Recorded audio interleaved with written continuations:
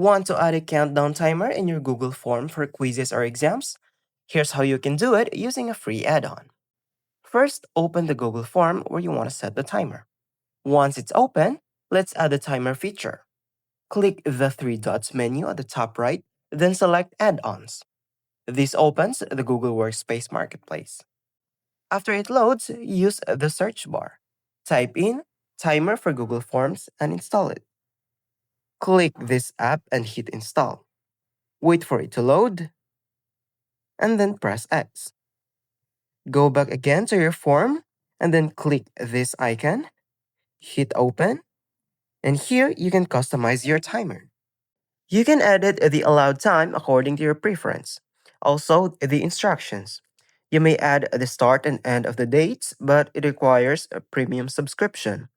Also, you can sync the response time in result sheets. You can also see how your form is gonna look like. As you can see, there is a countdown at the top of the form. And that's it.